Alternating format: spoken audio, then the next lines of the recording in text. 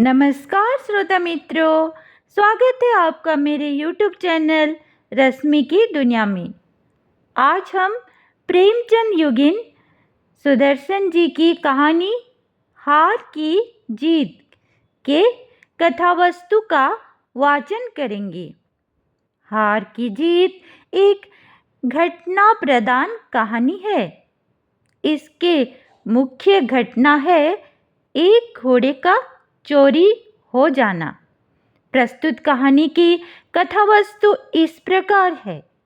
बाबा भारती नामक एक साधु थे। उनके पास बहुत ही सुंदर, आकर्षक एवं बलवान घोड़ा था। उसके जैसा बांका घोड़ा इस पूरे इलाके में नहीं था। बाबा भारती को उस घोड़े से अत्यधिक स्नेह था। वे उसे सुल्तान कहकर पुकारते थे। बाबा भारती सुल्तान की देखभाल अपनी संतान की तरह करते थे। वह उसे अपने हाथों से कंघी करते, घास खिलाते और उसे देखकर बहुत ही आनंदित होते थे। सुल्तान को देखकर उन्हें ऐसी प्रसन्नता होती थी जैसे माँ को अपने बेटे को देखकर किसान को अपने लहलहाते खेत को और साहूकार को अपने देनदार को देखकर होती है।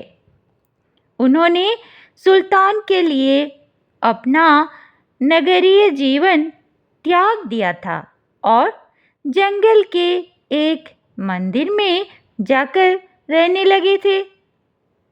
भगवत भक्ति के बाद जो भी समय बचता था वह घोड़े को समर्पित कर देते थे। उनका घोड़े से अभिन्न रिश्ता जुड़ गया था। उन्हें ऐसा लगने लगा था कि वे सुल्तान के बिना एक पल भी नहीं रह सकते। उनके और घोड़े के रिश्ते को देखकर गांव के लोगों को आश्चर्य होता था। इस तरह बाबा भारती के सुल्तान के साथ अच्छे खासे दिन बीत रहे थे। खड़ग सिंह उस इलाके का कुख्यात डाकू था। एक दिन उसके कानों में खबर पहुंच गई कि उसी इलाके में एक बाबा रहते हैं और उनके पास बहुत सुंदर घोड़ा है। उससे रहा न गया और एक दिन अचानक वह बाबा भारती के सामने आकर खड़ा हुआ। बाबा भारती ने उसका हालचाल पूछकर आने का कारण जानना चाहा, तो उसने घोड़े को देखने की इच्छा प्रकट की। बाबा भारती उसे अपने साथ अस्तबल में ले गए और उसे घोड़ा दिखाया। सचमुच घोड़ा बहुत ही सुंदर था। खड़ग सिंह उसे देखता ही रह गया। वह सोचने लगा कि ऐसा घोड़ा तो डाकुओं के पास होना चाहिए, न कि साधुओं के पास। साधुओं को इससे क्या लाभ? उसका ध्यान तोड़ते हुए बाबा ने कहा कि खड़ग सिंह, तुम्हें मेरा घोड़ा कैसा लगा? इस पर उसने कहा कि बाबा, घोड़ा तो लाजवाब है, किंतु मैं इसकी चाल भी देखना चाहता हूँ। बाबा उसके कहने पर घोड़े पर सवार हो गए और उसकी लगाम खींचने लगे। लगाम खींचते ही घोड़ा वायु के वेग से दौड़ने लगा। इसे देखकर खड़ग सिंह बहुत ही आहत हुआ और उसने जाते हुए धमकी दी कि बाबा, यह घोड़ा आपके पास ज़्यादा दिन तक नहीं रहेगा। बाबा भारती डाकू खड़ग सिंह की इस धमकी से डर गए और 24 घंटे घोड़े की रखवाली करने लगे। वह रात भर फाटक के पास लाठी लेकर पहरा देने लगे, किंतु 1-2 महीने बीत गए, खड़क सिंह नहीं आया। धीरे धीरे बाबा का भय कम होने लगा और अब वे घोड़े की रखवाली के प्रति लापरवाह हो गए। ऐसे में एक दिन शाम को बाबा भारती घोड़े की पीठ पर बैठकर सैर सपाटा करने निकल गए। वे बड़े प्रसन्न थे। इतने में उनके कानों में एक आवाज़ पड़ी। उन्होंने पीछे मुड़कर देखा तो एक अपाहिज पेड़ के नीचे बैठकर कराह रहा था।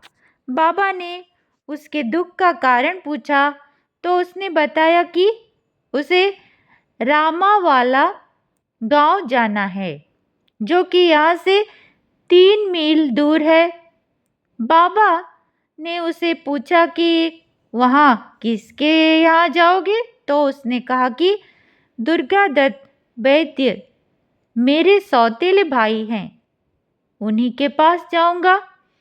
बाबा भारती ने उसकी बात मान ली और उसे घोड़े पर बैठाया एवं खुद घोड़े की लगाम पकड़कर पैदल चलने लगे। कुछ दूर चलते ही सहसा उन्हें झटका सा लगा। पहले तो उन्हें कुछ भी समझ में नहीं आया, लेकिन थोड़ी ही देर में उन्होंने देखा कि घोड़े के ऊपर बैठा अपाहिज आदमी अब तन कर बैठ गया है। उन्होंने तुरंत समझ लिया कि यह अपाहिज न होकर कोई चोर था। वह चोर कोई और नहीं बल्कि स्वयं खड़क सिंह ही था। उन्होंने उसे जोर से आवाज़ दी तो वह रुक गया। उसने बाबा से कहा कि कुछ भी कहो, किंतु यह घोड़ा नहीं दूंगा। बाबा भारती ने उसे कहा कि यह घोड़ा अब तुम्हारा हो चुका, लेकिन तुमसे एक निवेदन है कि यह बात किसी से भी न कहना। डाकू की बैल बुद्धि में बाबा की इस बात का अर्थ ही समझ में नहीं आया। वह सोचने लगा कि घोड़ा तो मैंने चोरी किया है, किंतु इसका बाबा को डर क्यों लगने लगा है। उसने बहुत विचार किया लेकिन समझ नहीं पाया। इसीलिए उसने बाबा भारती से पूछा कि आपको किस बात का भय है। इस पर बाबा ने कह दिया कि यदि यह बात लोगों को पता चल गई तो कोई भी किसी गरीब दुर्बल की मदद नहीं करेगा। यह कहकर बाबा भारती पीछे मुड़ गए। उन्होंने सुल्तान से ऐसा मुंह मोड़ लिया जैसे उनका उसके साथ कोई रिश्ता ही नहीं हो। खड़क सिंह भी वहाँ से चला गया, अपितु उसके मन को बाबा की बात बहुत प्रभावित कर गई। वह सोचने लगा कि ये कितना महात्मा पुरुष है। इसने निजी हानि को समाज की हानि पर न्योछावर कर दिया। कहानी के उत्तरार्ध में बाबा भारती एक दिन सुबह स्नान करके बाहर निकलते हैं और अनायास ही अस्तबल की तरफ चल देते हैं, लेकिन उन्हें याद आता है कि यहाँ पर घोड़ा नहीं है। वह उदास होकर मुड़ने लगते हैं तो उन्हें फाटक बंद दिखाई देता है। वह सोचते हैं कि जब से सुल्तान गया है तब से फाटक तो खुला ही था, लेकिन आज यह बंद कैसे हुआ। वे तुरंत भीतर जाते हैं और देखते हैं कि वहाँ सुल्तान बंधा हुआ है। उन्हें बहुत खुशी होती है। वे सुल्तान को अपने गले लगाते हैं और कहते हैं कि अब गरीब की सहायता करने से कोई मुंह नहीं मोड़ेगा। दोनों का मिलन होता है और दोनों के आनंद के आंसुओं से वहाँ की मिट्टी गीली हो जाती है। कहानी का अंतिम चरण यही समाप्त होता है। आशा करती हूँ आपको इससे कहानी के बारे में अच्छे से जानकारी प्राप्त हुई होगी।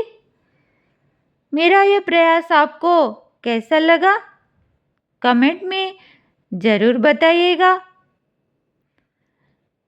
और मेरा वीडियो पसंद आए तो मेरे चैनल को सब्सक्राइब ज़रूर कीजिएगा।